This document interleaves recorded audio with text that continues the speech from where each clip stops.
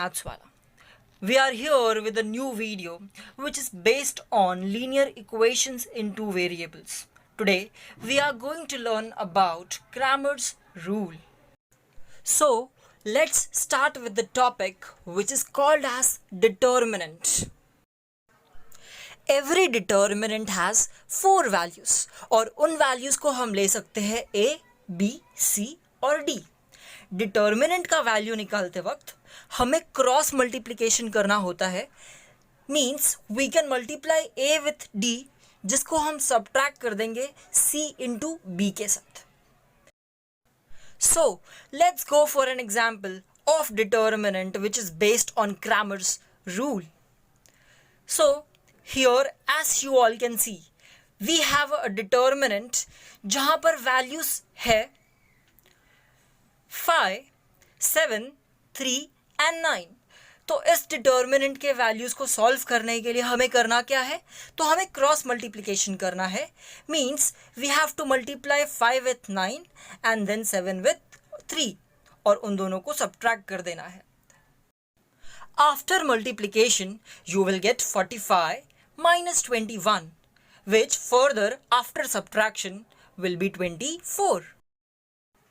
तो चलिए अब चलते हैं प्रैक्टिस एट 1.3 के फर्स्ट क्वेश्चन पर. So our first question is fill in the blanks with correct number, where we have a question of a determinant. So we have values 3, 4, 2 and 5. तो values को solve करने के लिए हम क्या करेंगे, we will multiply 3 with 5 which will give you 15 and then we will multiply 2 by 4 which will give you 8 और उनको सबट्रैक्ट करने के बाद आपको मिल जाएगा 7 which will be your answer. Let's move to question number 2 where we have to find the values of given determinants. In first question, we have the values as -1, 2, 7 and 4. While finding the value of given determinant, we will assume it as A. After that, we have to go for cross multiplication and we will multiply -1 with 4 and then we will multiply 7 with 2. After multiplying -1 with 4, we will get -4 and 7 2s will get 14. So -4 minus 14 will give us -18 which is our answer.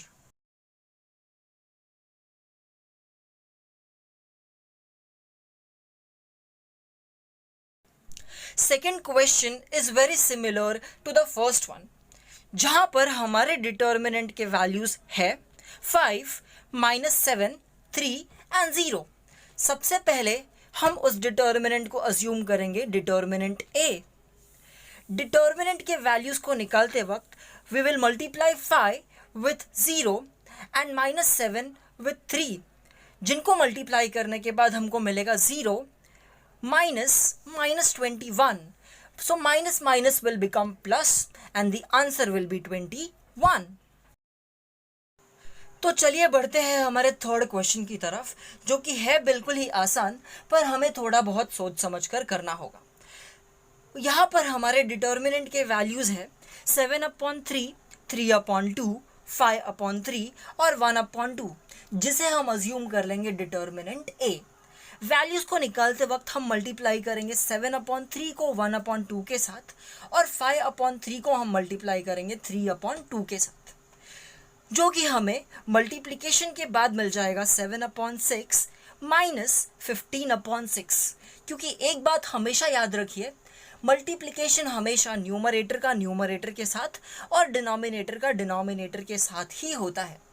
तो हमें multiplication के बाद जो answer मिलेगा वहाँ पर denominator common है, तो हम डिनोमिनेटर को कॉमन लेते हुए 7 - 15 करेंगे तो हमें मिल जाएगा -8 which after cancellation will become -4/3.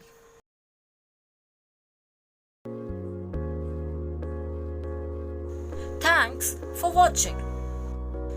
If you want us to make more videos like this, then please drop a like as it motivates us a lot. Make sure to comment your reviews in the comment section and subscribe the channel. Till then, signing off.